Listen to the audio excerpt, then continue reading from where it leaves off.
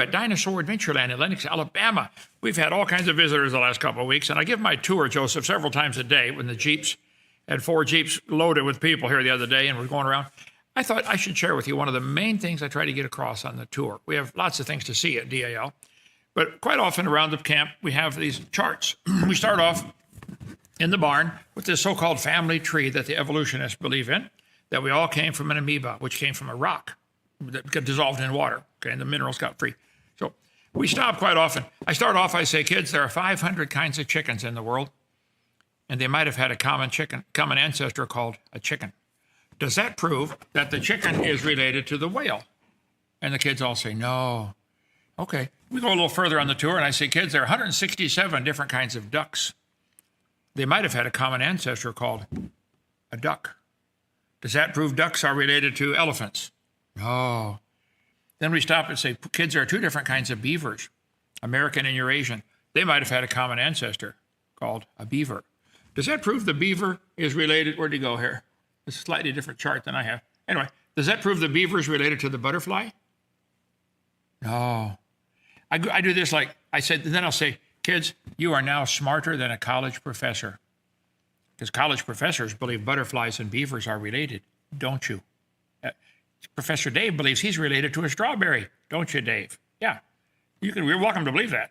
Anyway, so we stopped probably 30 times on the tour. I'll say, boys and girls, there are 200 different kinds of fire ants, and they might have had a common ancestor called a fire ant. Does that prove the fire ants are related to the kangaroos? No. Pretty soon we have 3-year-olds doing it, and they're loving it. I say, good, you're smarter than a college professor. Yeah. And I add that every time. You're smarter than a college professor, because they are smarter than any college professor who believes a kangaroo is related to an ant. You've got to have help to be that dumb. You'd have to go to college for years to be that stupid. You can't do that quickly. It takes years, Joseph, doesn't it? Yeah. So we stop at my tour many times. I say, kids, there's 5 different kinds of banana spiders. They might have had a common ancestor called a banana spider. Does that prove they're related to whales? No. Oh, you're all smarter than a college professor. That's one of the things I want to emphasize, that by the end of the tour, these kids are unbrainwashed. God said 20 times in the first 7 chapters, the plants and animals would bring forth after their kind. Bring forth as in make babies. Can you show me any examples where that has not happened? Show me one bit of scientific evidence where any animal or plant had offspring that were different, a different kind.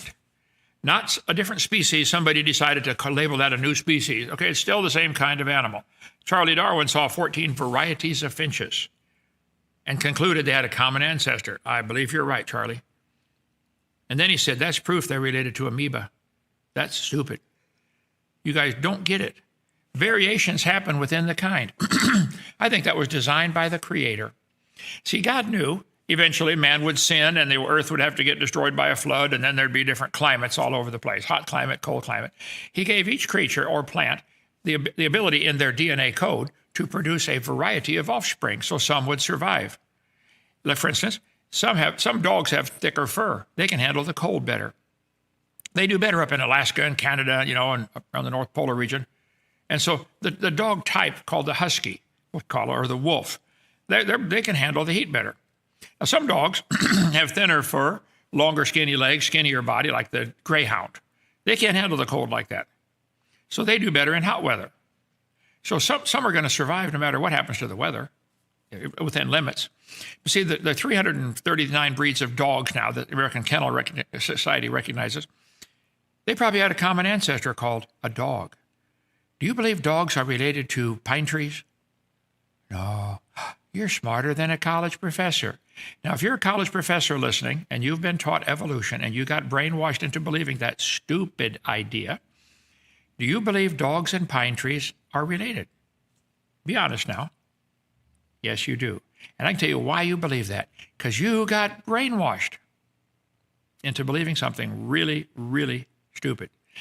God said they'd bring forth after their kind. That is science.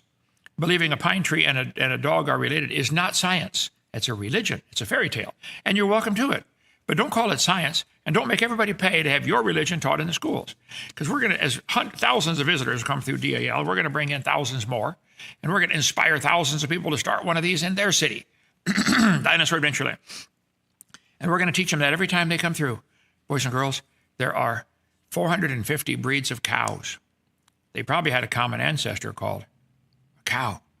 Does that prove cows are related to butterflies? No. Hey, public school textbook says they are. The cow and the butterfly, common ancestor. That's what they're teaching our kids. And that's what we're unbrainwashing them here at Dinosaur Adventureland. Do the same in your town. Or support us. Help us we got lots of things we'd like to do around here. We always get limited by the budget. Run out of money before we run out of ideas. If you want to help, call 855-BIG-DINO, extension 1 or 2. Those are the secretaries. Bobby's wife, Joseph's wife, Bobby, will answer extension 2. If you want to make a donation, could they connect some dots or something to make that happen? No, to get the QR codes to donate. Oh, yeah. Absolutely. Yeah, you put them right up on screen. Look at that. Yeah. Anyway, connect all the dots and you get a prize or something.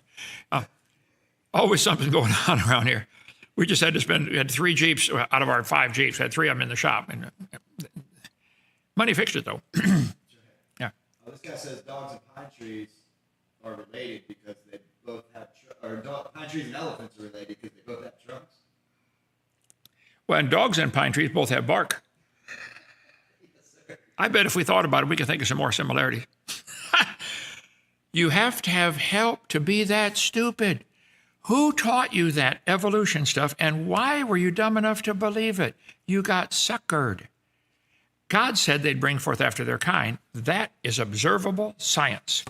All this family tree stuff is not observable. It only takes place in the imagination.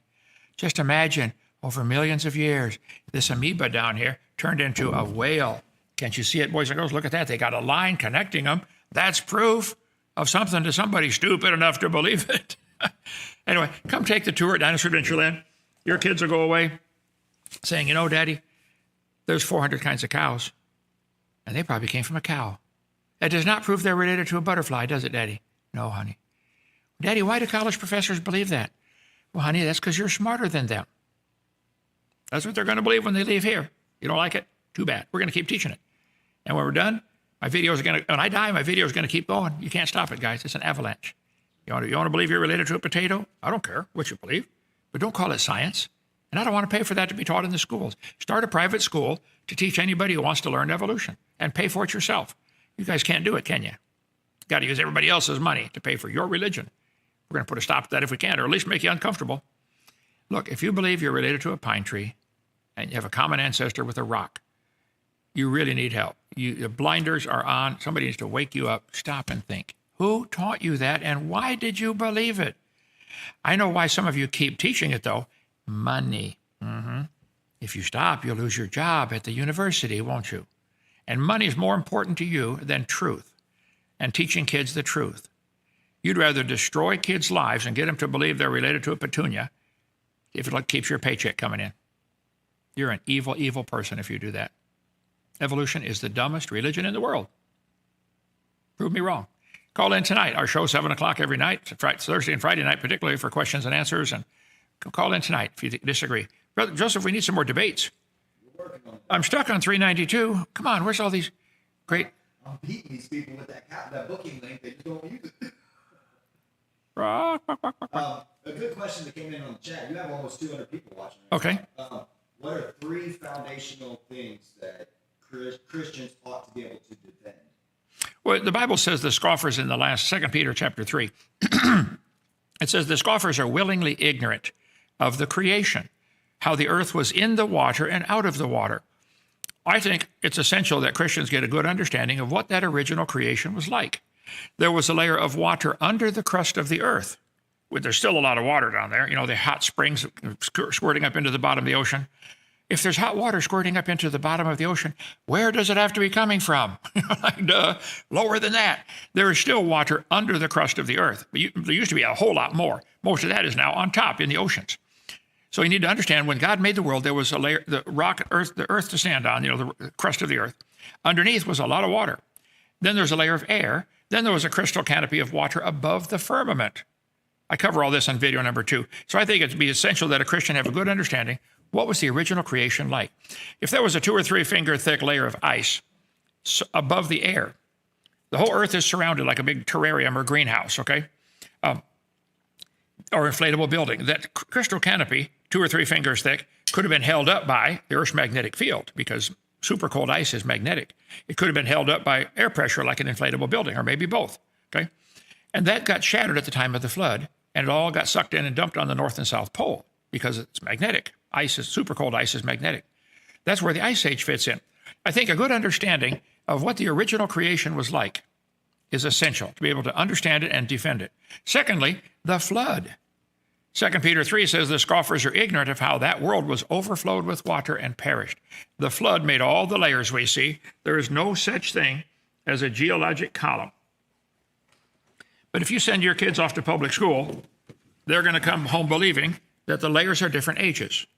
And they never stop and think, how can that dirt be younger than that dirt? Where did it come from? It's common sense 101. I think if the 3 things I would say you've got to be sure you understand and can defend. What was the creation like? If there was a layer of ice overhead, it would increase air pressure. That's why 80-foot dinosaurs have nostrils the same size as a horse.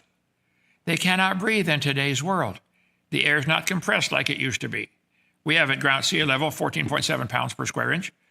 It used to be probably double that, which means more oxygen molecules per cubic inch. Every time you breathe, you get more oxygen, and they have small lungs and small nostrils.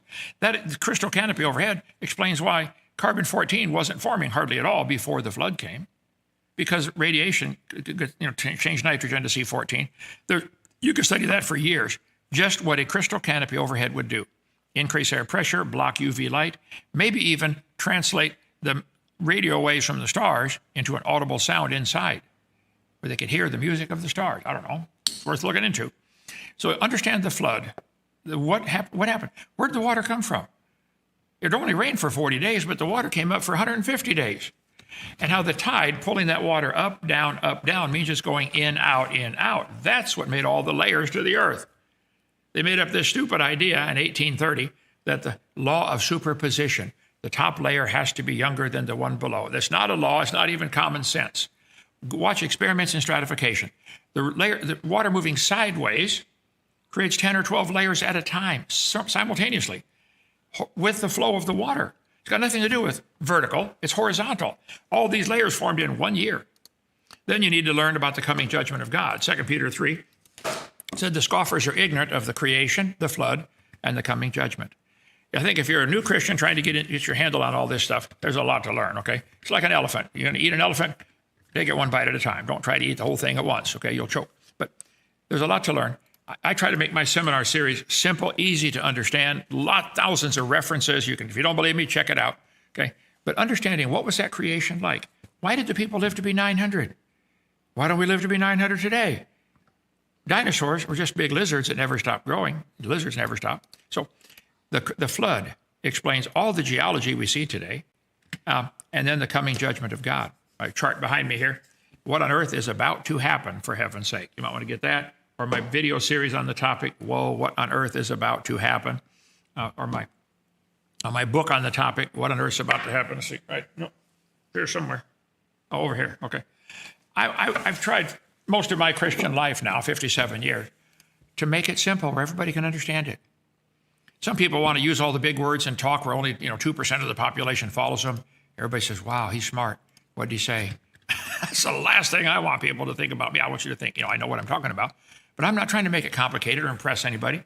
Make it simple. People watch my stuff and say, I understood that guy. So to answer your question, the creation, the flood, and the coming judgment of God are the 3 things you really got to get your handle on. Okay? Okay. All right? Yes, sir. You have like almost 400 people watching on all channels. Remind them to come back tonight. We just started doing this a couple days ago, okay? Doing an impromptu whenever I get a minute, come in here.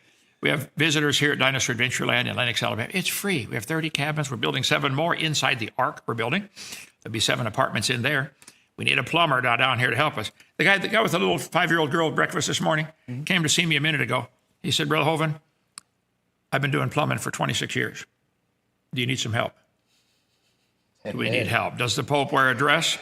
Do they call him Father and he looks like Mother? Yeah, we need help. Okay. Get down there on the Ark and get going. In less than 2 weeks, is our 10-year anniversary of somebody giving us this property, 140 acres. What a blessing. There was nothing here but mud. It was a gravel pit for 60 years for the county. Then they tried to turn it into a four-wheeler racing place. So they have two bathrooms and a little check-in building, 10 by 12 building. We've added on to that one a bunch of times. Mm-hmm. Should I tell them we don't really have a plan? They'll figure it out. Come see the place. It's amazing. I just pray, Lord, guide me. See, we don't have a plan. What I do, I eat a lot of pizza with peanut butter on it before I go to bed. And you wake up at 2 a.m. with wild ideas. That's how I got my daughter. But that's a different story. Anyway, come on, visit Dinosaur Adventureland. We now have 4 Jeeps. Keeping them all running is a different story, but we got our own shop down there, 2 mechanics. Jeep stands for just empty every pocket. So if you want to help us in any way, biggest need, of course, like any ministry, is just money to pay for all the things. We can get it done. We got a great crew here, about 20 people that work on our staff. Our cook, Cheryl, has been a wonderful cook, and she's leaving to Pensacola to take a job at the airport. So I got a lady coming in a week from Illinois to be the new cook. Maybe. We'll see if that works out. We just want people here that love the Lord. No alcohol, no drugs, no cursing. You're out of here. We're a Christian camp. If you're not a Christian, don't come. I mean, you can come visit, but you're not welcome to work here and live here. You can stay for a day or two and help us if you want. But we have zero tolerance on drugs and alcohol. Out the door. Sorry, it's got to be that way. But one preacher said, don't act like a Christian. Be one. I like that. Okay, we'll try to do one of these every day, Joseph, if you can. Give me a little warning, and I'll say, here, impromptu, to tell your friends about us. Have everybody sign up for a chart. Sign up for all the different channels. We don't want to get people serving the Lord. If you want to help, want to call 855-BIG-DINO. If you have a question for me, please send it in to our show. 7 p.m. Central Time, every Monday through Friday. That's the best time for me to answer questions. I've got probably 47 messages waiting on my phone right now for me to answer. It's already 9:45, Joseph. I haven't. Right. I'm afraid to turn the phone on. They're going to call. Call Joseph if you can schedule a debate, 855-BIG-DINO, extension 4. We want to help. If you're not sure you're saved, call extension 4 or Bobby, extension 2. Say, would you have Brother Hovind call me and explain how to be saved? Now that I'll take time to drop